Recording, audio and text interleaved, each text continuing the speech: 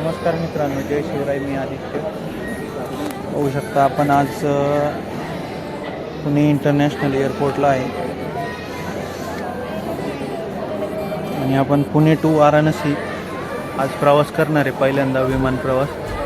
तर याच्यामध्ये मित्रांनो 3-4 स्टेप असतात चेकिंगसाठी. आपण जर एंट्री गेटला आलो तर एंट्री गेटला आपल्याकडं जी PDF असते तिकीटची ते आपल्याला दाखवावं लागते आधी, आणि त्याच्यानंतर मग आपल्याला बोर्डिंग पास भेटतो. असा बोर्डिंग पास भेटतो आपल्याला. बोर्डिंग पास घेतल्याच्या नंतर आपल्याला एक फ्लोअरवरती येऊन जे आपल्याकडे जे सॅग वगैरे आहेत, जे की केबिन बॅग म्हणून असं म्हणतात, जे की केबिनमध्ये आपल्याबरोबर असते, तर त्याची चेकिंग वगैरे इथं होती. आणि त्याची चेकिंग झाल्याच्या नंतर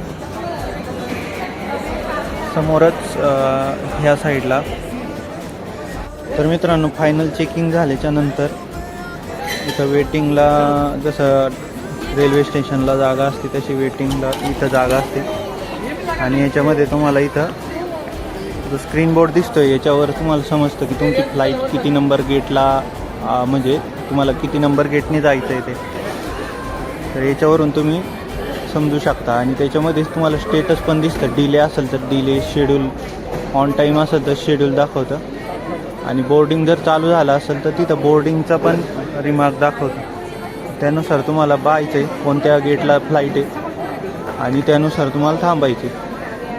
ठीक आहे, आता आपली 4 नंबर गेटला फ्लाईट आहे, तर आपण 4 नंबर गेटला थांबणार आहे. आता बघू आता पुढं बोर्डिंगची प्रोसेस कशी होती.